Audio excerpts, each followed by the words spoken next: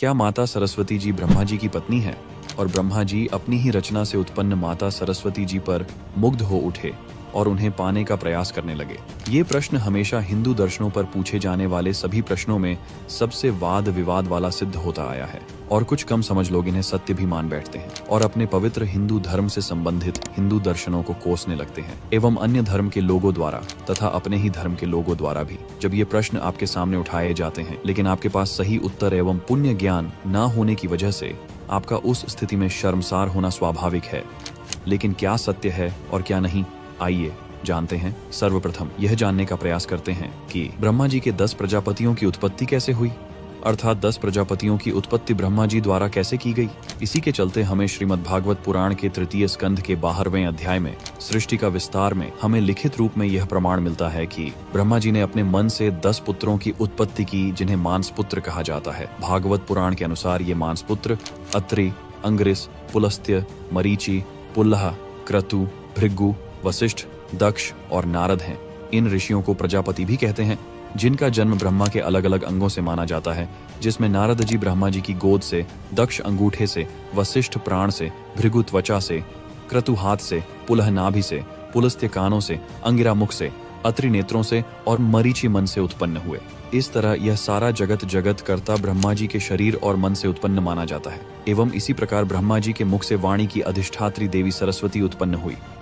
अब बात यह आती है कि ब्रह्मा जी अपनी ही रचना सरस्वती पर काम मोहित हो गए एवं उनसे विवाह किया। क्या यही पूरा सत्य है? नहीं, ये केवल उतनी ही बात है जितनी लोगों को मालूम है या आधा अधूरा ज्ञान है, जिसकी चपेट से बचने के लिए हमें कथा को पूरा समझना जरूरी है। कथा में आगे इसी बात का पूर्ण समावेश कुछ इस प्रकार है। जब ब्रह्मा जी माता सरस्वती जी पर मुग्ध हुए तब ब्रह्मा जी को ऐसा अधर्ममय संकल्प करते देख उनके पुत्र मरीचि आदि ऋषियों ने उन्हें विश्वास पूर्वक समझाया, हे पिताजी, आप समर्थ हैं, फिर भी अपने मन में उत्पन्न हुए काम के वेग को न रोककर पुत्री गमन जैसा दुस्तर पाप करने का संकल्प कर रहे हैं। ऐसा तो आपसे पूर्ववर्ती किसी भी ब्रह्मा ने नहीं किया और न आगे ही कोई करेगा। आप जैसे तेजस्वी पुरुषों को ऐसा काम शोभा नहीं देता, क्योंकि आप लोगों के आचरणों का अनुसरण करने से ही तो संसार का कल्याण होता है। अपने पुत्र मरीचि आदि प्रजापतियों को अपने सामने इस प्रकार कहते देख प्रजापतियों के पिता ब्रह्मा जी बड़े लज्जित हुए और उन्होंने उस शरीर को उसी समय छोड़ दिया। तब उस घोर शरीर को दिशाओं ने ले लिया, जिसे अंधकार भी कहते हैं। यहाँ आप देख सकते हैं कि ब्रह्मा जी के पुत्रों द्वारा उन्हें समझाया गया, जिसमें साफ साफ बताया गया है कि पुत्री गमन अपराध है। परिणाम स्वरूप ब्रह्मा जी समझ जाते हैं एवं उन्हें अपनी गलती का एहसास होते हुए वह अपने शरीर को उसी समय त्याग देते हैं, जिस शरीर के कारण उन्हें काम स्थिति जागृत हुई।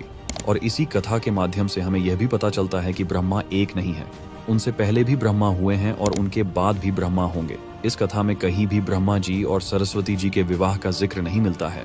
अब समस्या यह आती है कि कोई भी आपको पूरे ज्ञान के बारे में नहीं बताएगा और आधे अधूरे ज्ञान से आपको नीचा दिखाने एवं सनातन धर्म को गलत साबित करने चले आएंगे और ब्रह्मा जी और सरस्वती जी का विवाह की कथाओं को उजागर करेंगे, जिनमें ब्रह्मा और सरस्वती जी का विवाह हुआ है। ब्रह्मा और सरस्वती जी के विवाह के पीछे का रहस्य क्या है, आइए जानते हैं। ब्रह्म वैवर्त पुराण में ब्रह्मा जी और सरस्वती जी के विवाह की कथा मिलती है, लेकिन यहाँ पर यह स्पष्ट करने वाली बात है कि ये वह सरस्वती जी नहीं है जो ब्रह्मा जी की पुत्री थी या जिन्हें ब्रह्मा जी द्वारा उत्पन्न रचना माना जाता है।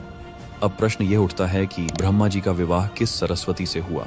यह बात ब्रह्म वैवर्त पुराण के अध्याय 35 में कथा के माध्यम से स्पष्ट होती है, जिसमें स्वयं श्री नारायण जी कहते हैं कि ब्रह्मा जी ने गोलोक में जाकर मेरे मुखारविंद से निर्गत संपूर्ण विद्याओं की अधिदेवी सती भारती को प्राप्त किया। वागीश्वरी भारती को पाकर उन्हें बड़ी प्रसन्नता हुई।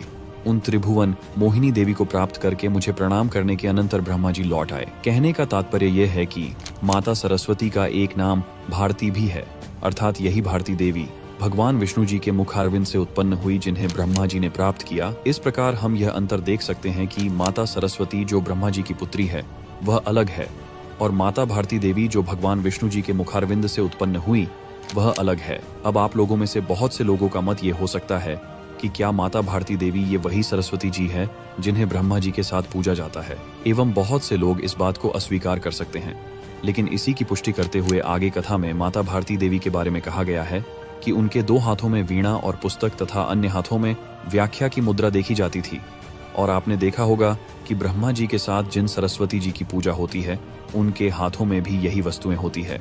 तो इन प्रमाणों से यह सिद्ध होती है कि माता भारती देवी वही सरस्वती जी है। जिनकी पूजा ब्रह्मा जी के साथ होती है, जो भगवान विष्णु जी के मुखारविंद से उत्पन्न हुई। ये माता सरस्वती ब्रह्मा जी की पुत्री नहीं है।